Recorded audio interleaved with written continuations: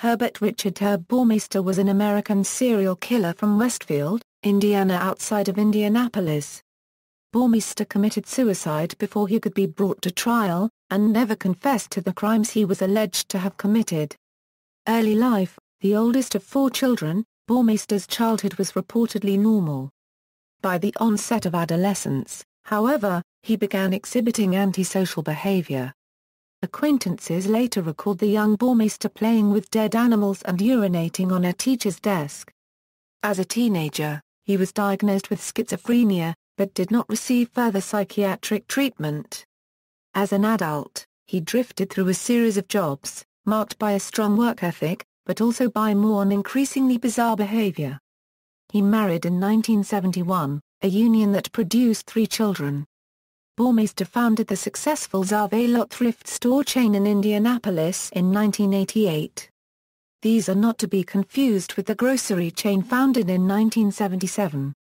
Investigation: in the early 1990s, investigators with the Marion County Sheriff's Department and the Indianapolis Police Department began investigating the disappearances of gay men in the Indianapolis area. In 1992, investigators were contacted by a man claiming that a gay bar patron calling himself Brian Smart had killed a friend of his and had attempted to kill him. The detectives told him to contact them in case he ever saw the man again. In November 1995, he called them and supplied the man's license plate. After checking the license registry, investigators discovered that Brian Smart was actually Herb Baumeister. Investigators approached Baumeister, told him he was a suspect in the disappearances, and asked to search his house. When Baumeister refused, investigators confronted his wife, Julie, who also forbade police to search the house.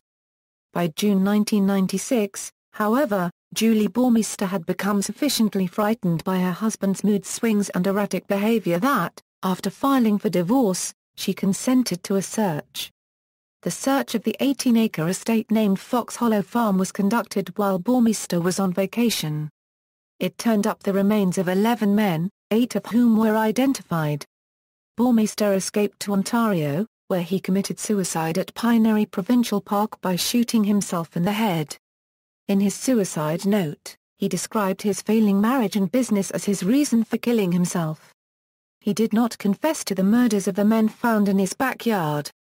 In addition to the murders at his estate, Baumeister is also suspected of killing 9 more men, the bodies of whom were found in rural areas along the corridor of Interstate 70 between Columbus, Ohio and Indianapolis, Indiana.